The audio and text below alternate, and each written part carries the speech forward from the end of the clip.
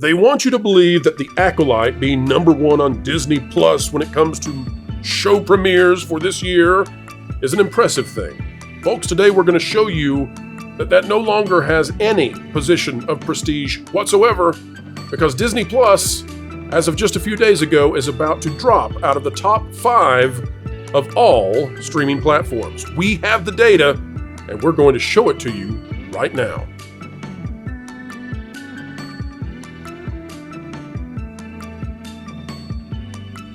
Hello, ladies and gentlemen. Welcome back to the Pro Channel, where we endeavor to explain entertainment, keep you ahead of the culture curve. It is a joy as always, and folks, we are joined today by Mr. Vash Sky. It is Mr., of course. Sir, how are you? I'm doing very, very well. Talking about some getting ready to talk about some topics that are so very, very interesting and so very also complex, but simple at the same time. So glad to be a part of it. That's right. We're going to bring this into a resolution, folks, that anyone can understand.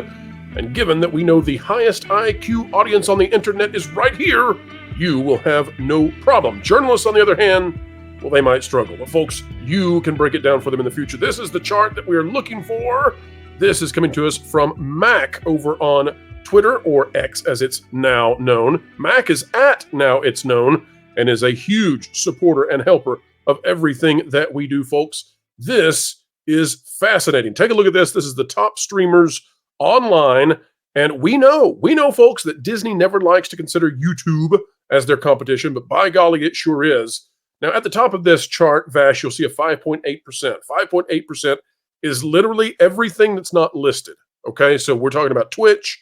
We're talking about all of those tiny little channels that you may have heard of, may have never heard of out there that are streaming. But of the others, we've got these listed out. YouTube at 9.6%.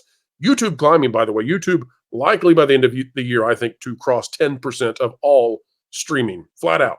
Netflix at 7.6%, Amazon Prime Video at 3.2%. And what that means is that YouTube and Netflix are easily in their own category. Below that, you've got Amazon Prime Video at 3.2%, Hulu at 3.1%, and Hulu, by the way, is dropping as Disney cannibalizes it. And those are in their own category. And then after that, we get into everybody else. And the everybody else has Disney Plus sitting there, holding on precariously to the 5th spot. But they are about to be overtaken by a streaming service that nobody even knew of a year ago.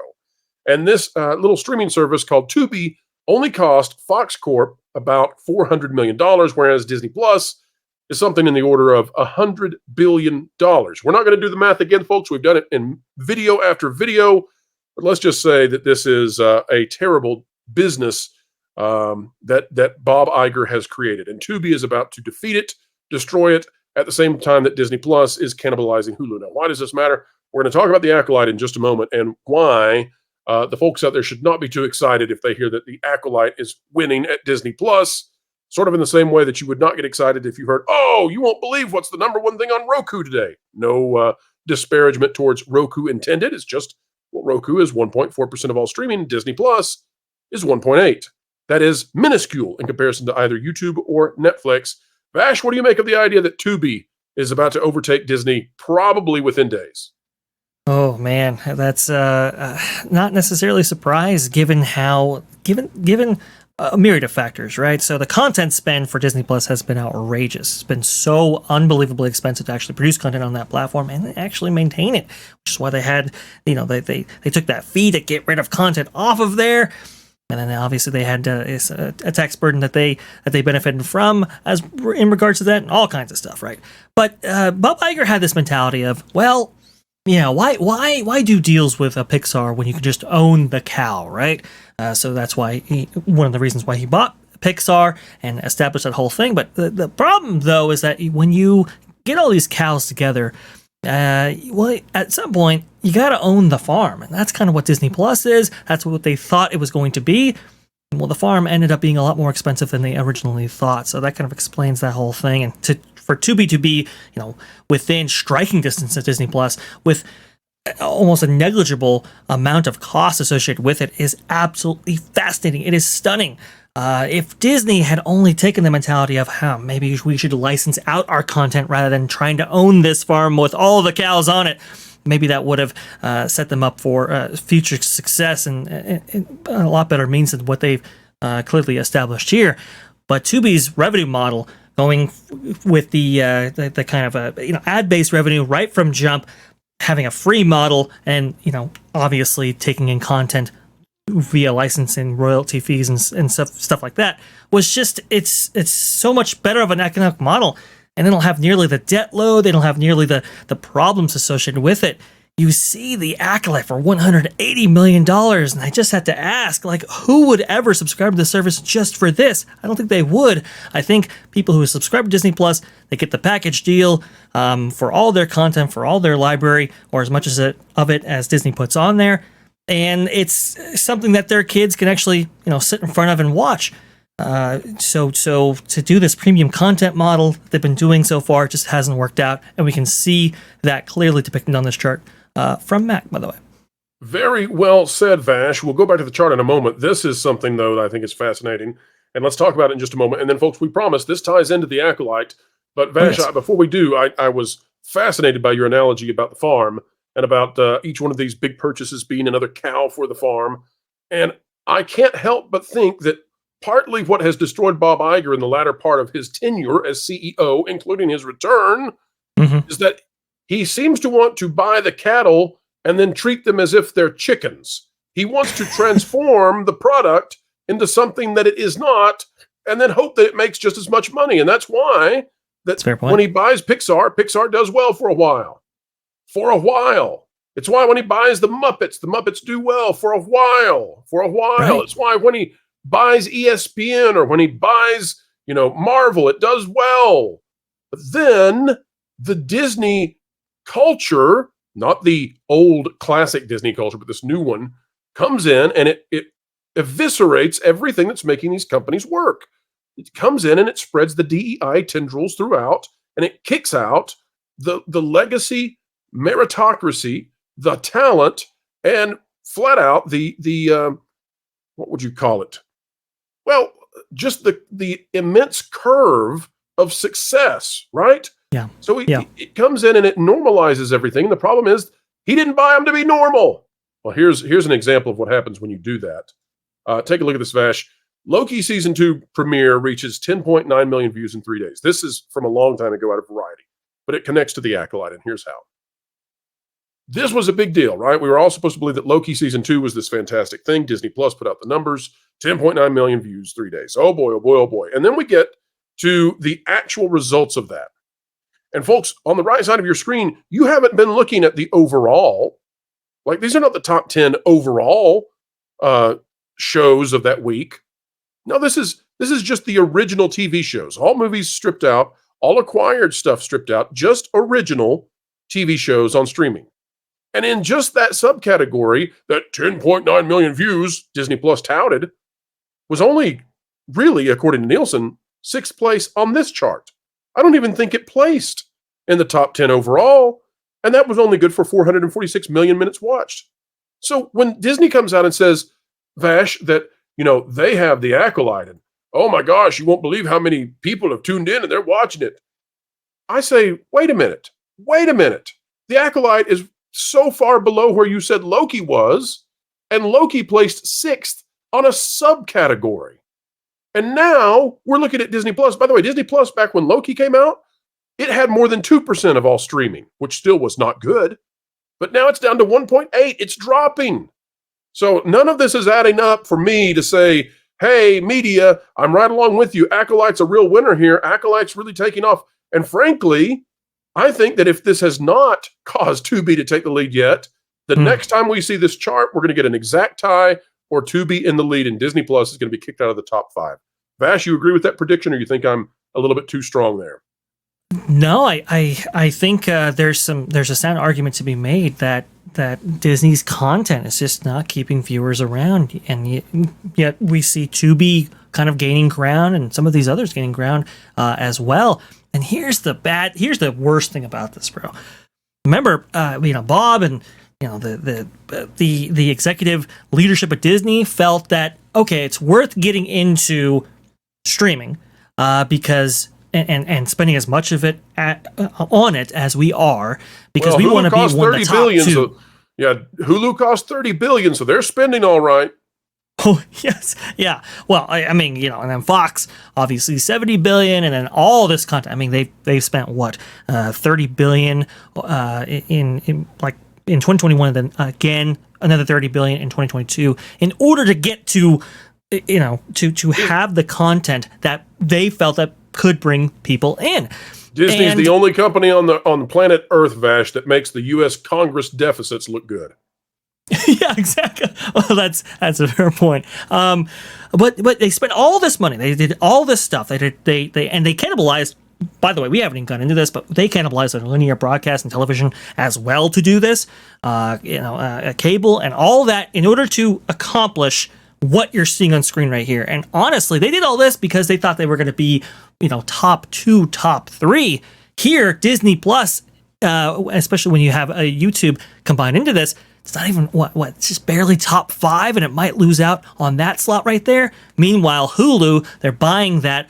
Now we've had we've said in the past that maybe they're doing something funky with that in order to get a lower valuation on that so they can buy the rest of it from Comcast on cheap prices. We'll see what ends up happening with that story. But Pro, to take that cow analogy one step further right here, they were known for beef, and then they said, you know what, we're going to go vegan. And this didn't prove to be the right calculus to make. And I think we're seeing some of that here reflected on the screen right now.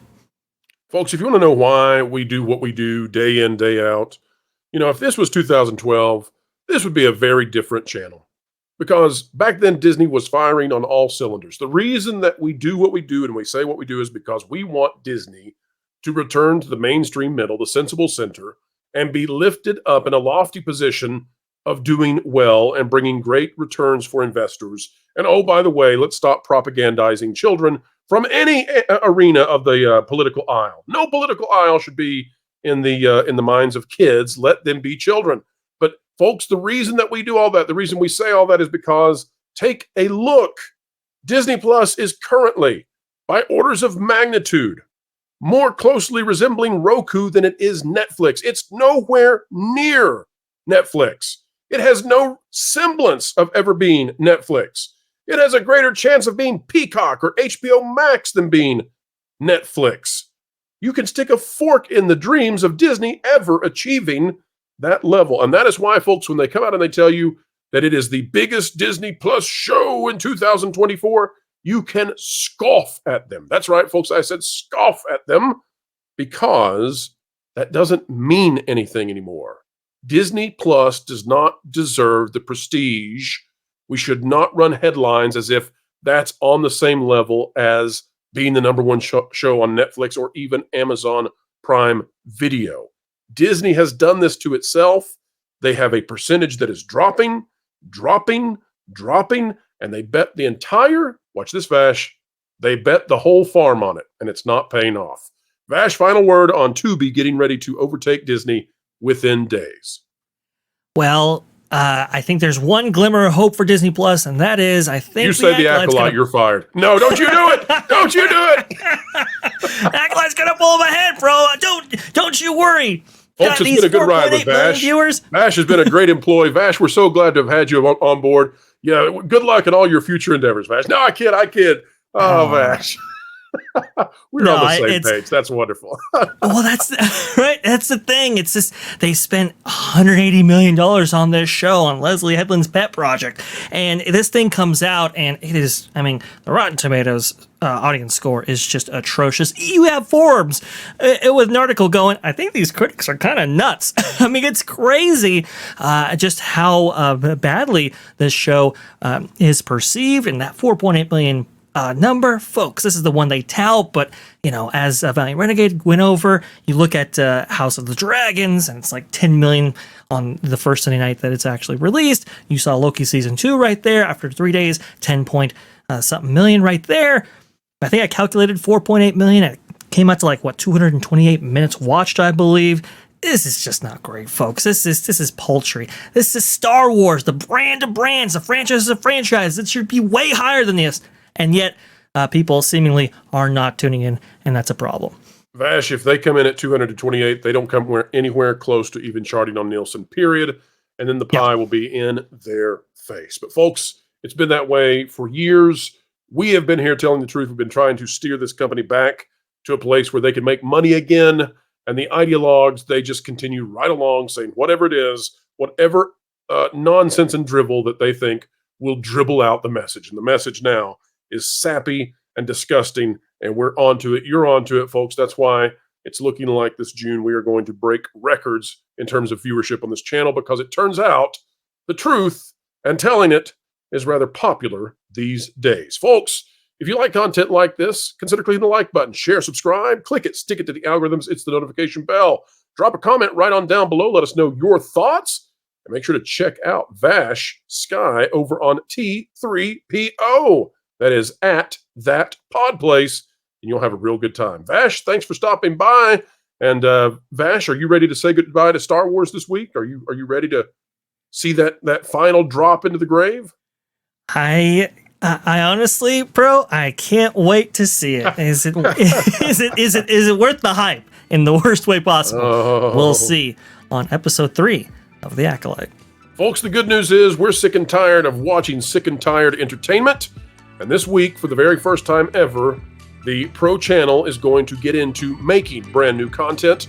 We will have the announcement Tuesday, telling you exactly what we've been working on for many months now. And then on Thursday, we're going to release something. Is it a graphic novel? Is it a novel? Is it a short film? Who knows what it'll be? But folks, I'm here to tell you, we're going to put it out there for free. That's right, folks. No campaigns, no money needed from you. We're going to give you what you've been asking for, moving our stuff from simply being critical to being also creative. And we can't wait to show you whether or not we have the position to continue saying other people need to improve. We'll find out. Does Pro have the goods? Folks, wherever you are and whatever you're doing, keep learning, keep growing, and keep having fun. Clickbait. Fraud. Drama queen. Ugh.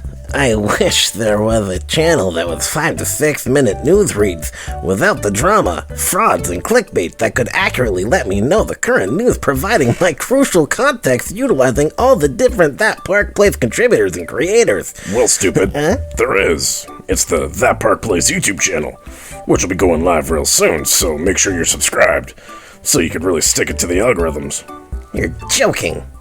Nope.